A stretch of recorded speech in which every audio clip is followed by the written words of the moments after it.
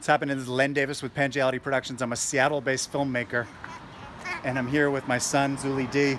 I'm actually at home in Brookline, just outside of Boston, visiting my elderly father and friends. About once or twice a year I come home. I went to Brookline Village to catch my main man, Kenny Kozal's band Ten Tumbao at the Brookline Family Street Fair kind of thing.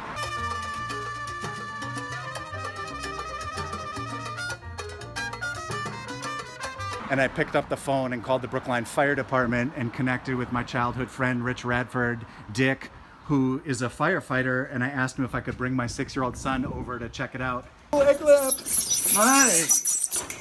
Yeah! He already knows the whole routine. Go ahead, you can do it. Tell me a little bit about the life of a firefighter. You're specifically responsible for this truck on this shift? Correct. 24-hour shift. This is our favorite engine 3. And I'm driving today, so my responsibility is to A, get us to the fire when they come over and give us an address. And something I didn't tell you is everything's all up here. So when they say any street in Brookline, converse to Boston, they have riding lists and they pull out cards and give them directions. Hey, but be careful with that. I didn't even hear you open the door. Say it. So we do. Like I was saying, Boston, they pull cards and they can give directions. And for us, I don't know why we do it this way, but I think it's just a bunch of stubborn old guys. But everything's all by head, so you got to know pretty much every single street in Brookline and how to not only where it is, but the fastest way to get there. And what are the most seconds matter? What are the sort of typical, most common jobs that you get called to as a firefighter in Brookline? On an engine, on this engine specifically, medicals. We do a lot of medicals, a lot of elderly people in the town, as well as car accidents, and as you know, the marathon and joggers, and as you can see out there, bicyclists. Very active town, and people get hurt a lot. And we got some of the best hospitals down the street, so we transport them there. But yeah, most of the stuff we do during the day is medical stuff. Nice. We encounter people usually when they're having one of their worst days. And how many years have you been a firefighter? We'll be coming up on 12. So in 12 years of firefighting, I mean, are you going into a fire once a week, once a month, a couple times a year? It varies. It varies, but I would imagine just the average, 4 good fires a year. People kind of laugh when I use the term good fires. That means a big one. We like to get in work because we don't get a lot of it. 20 years ago, you hear all the stories. They were, every other day they were having. But all the codes and the technology stuff was, we just lived in a safer place. So I would say about 4 a year, 4 good ones a year that we get to go to. And then there's a lot of other stuff outside fires. The T-lines catch fire all the time, stuff like that. We should probably keep an eye on my son because these tools are not really... Here's the superstar of the day. So, you already know. Tell me a little bit about this kind of truck. I mean, what do you call this? What's it good for? What's it capable of? Yeah, Show me the bells and whistles. This is an engine. There's engines and trucks. Some places, maybe in Seattle, they might call them pumpers. You've heard all types of stuff. Pumpas? Pumpas kit. I work on a pumpa.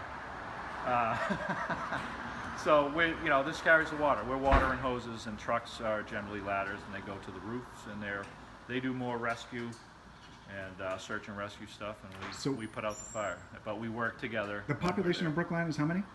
A little over 60,000. And so in a town of 60,000, how many stations? Right now we have 5. We used to have 8, and they systematically keep cutting. So I imagine in about 10 more years we'll be down to 4.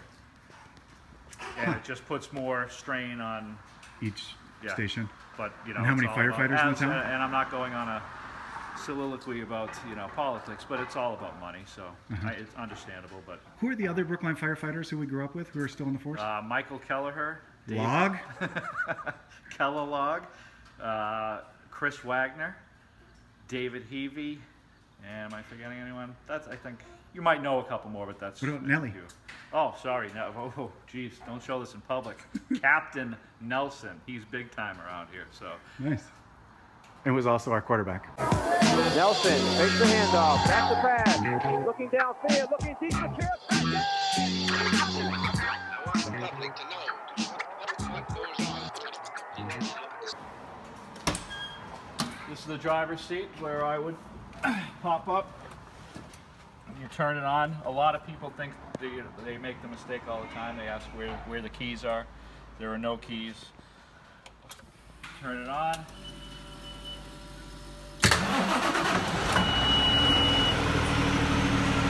And we're ready to go.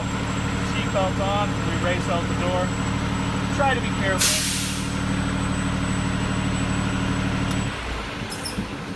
Does the theme music automatically go on when you turn the truck on?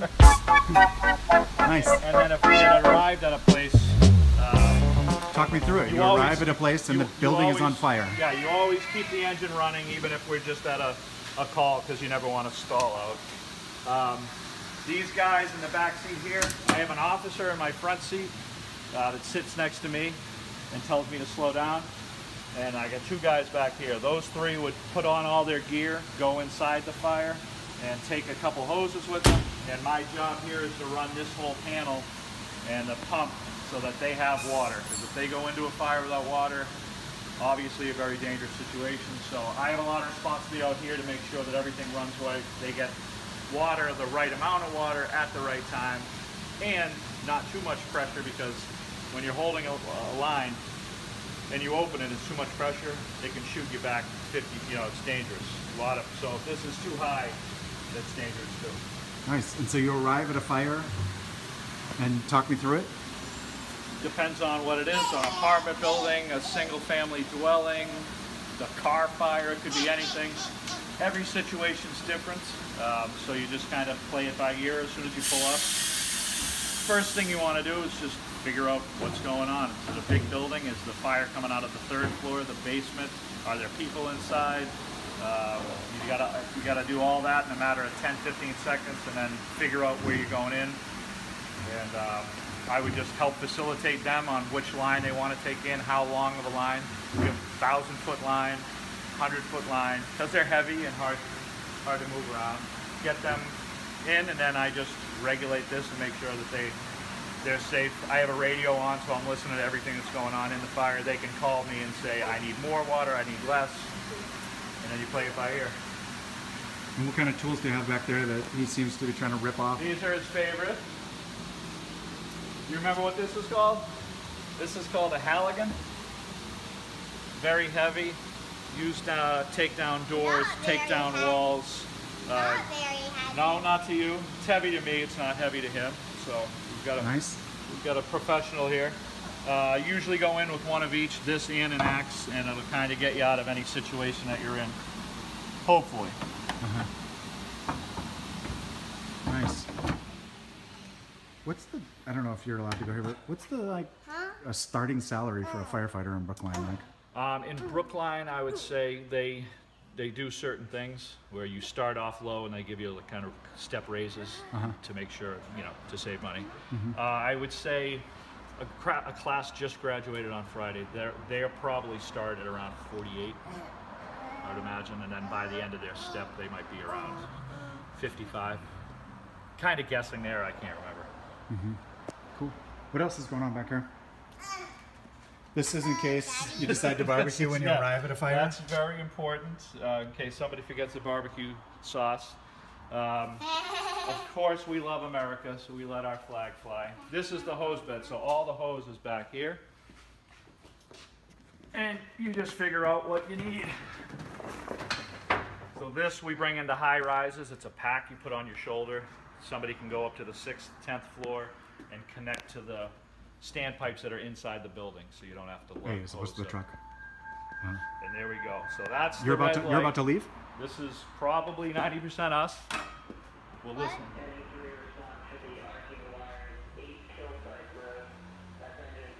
So we have arcing wires outside at 8 Kilsyth Road. And you're out of here? Which I know where that is. It's right off of Beacon. Where? Kilsyth doesn't sound familiar. Yeah, it's like halfway to Cleveland Circle. Are you leaving?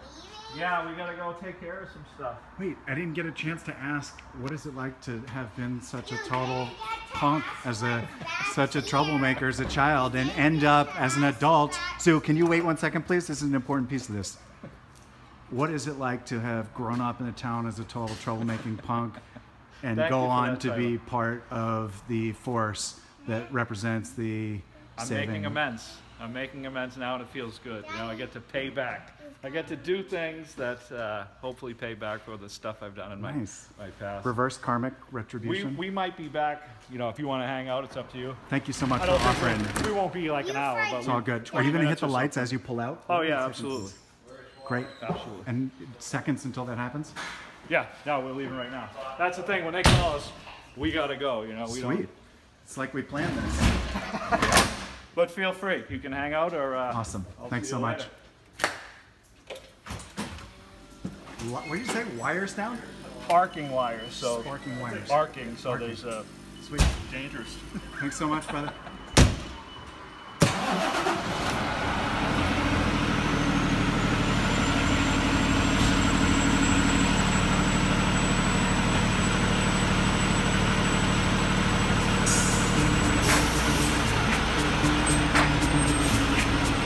Yo, VIP. Let's kick it.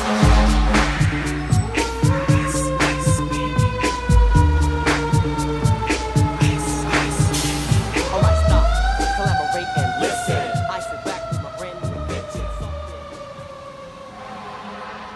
Couldn't have planned that much better. So sweet. So my name is Len Davis. I'm a Seattle-based filmmaker with Pangality Productions, and I'm at home in Brookline, just outside of Boston, visiting my elderly dad and old friends, and it's nice to get home once or twice a year after going to my other friend playing some salsa music down in the town for a street fair. I called another old friend out of the blue and said, hey, are you on duty and can we come hit you up at the fire station?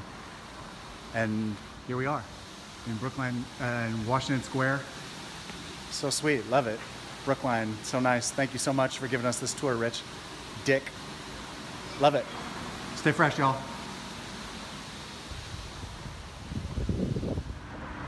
Nice. So then we're driving home and I see the police car blocking off the street on the way to Cleveland Circle. Come on, Zoo. Let's go check it out. So we will go see what this call was all about. This is just total coincidence. Let's go see what they're doing, Zoo. Nice. What about the mask at the same time? You want to put this on at the same time? Then you'll be official.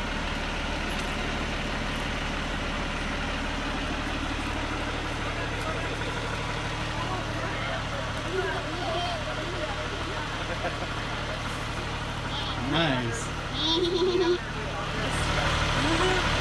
Which month are you on the calendar, Zoo? February.